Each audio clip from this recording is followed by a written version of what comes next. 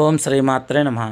ఈ వీడియోలో మీరు చూస్తున్నటువంటి సహస్రలింగ కైలాస మండపం ఈ సహస్రలింగేశ్వర స్వామి దేవాలయము మచిలీపట్నంలో శ్రీ రుక్మిణి సమేత పాండురంగ విఠలస్వామి దేవాలయంలో మనకి ఒక పక్కకి కుడి చేతి వైపు ఉంటుందండి. లోపలికి వెళ్తున్నప్పుడు చాలా విశేషమైంది. ఇక్కడ 1000 లింగాల ప్రతిష్టాపన అనేది చేయటం వల్ల ఇక్కడ సహస్రలింగేశ్వర స్వామి దేవాలయంగా ఈ దేవాలయం పిలువబడుతుంది. ఇక్కడ చాలా బాగుంది.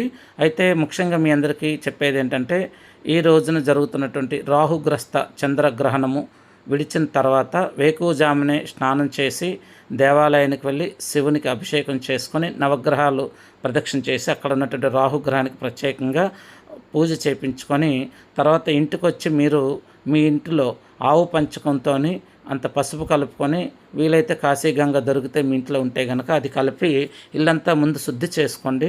శుద్ధి చేసిన తర్వాత మీ ఇల్లంతా కూడాను మంచి చక్కగా ధూపం వేయండి.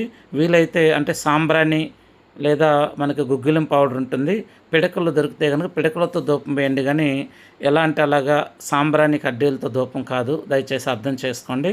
ఆ ధూపం వేయటం వల్ల ఇంట్లో ఉన్నటువంటి నెగిటివ్ ఎనర్జీ అంతా పోతుంది.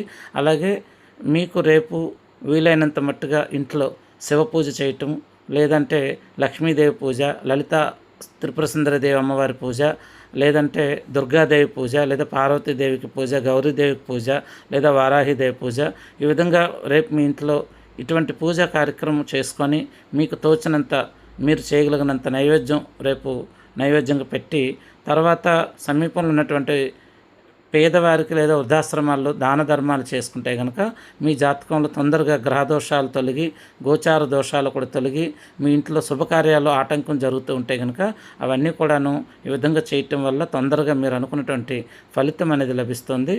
చూసారు కదా, ఈ విధంగా మనం సేవా కార్యక్రమాలు చేస్తేనే దేవతలు సంతోషిస్తారండి.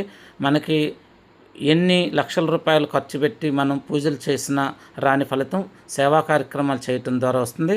అలాగని పూజలు నేను మీకు చేయొద్దని చెప్పటం లేదు.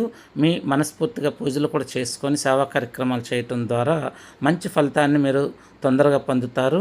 అదేవిధంగా ఇప్పుడు ఈ పౌర్ణమి తర్వాత నుంచి కూడా మహాలయ పక్షం అంటే పితృదేవతలకి చాలా విశేషమైనటువంటి ఈ భాద్రపద మాసంలో పౌర్ణమి నుంచి మొదలయ్యేటువంటిది మహాలయ పక్షం. ఇది పితృదేవతలకు చాలా విశేషమైనటువంటి ఈ 15 రోజులు అంటే పౌర్ణమి నుంచి మరలా వచ్చే అమావాస్య వరకు చాలా విశేషమైనటువంటి రోజులు.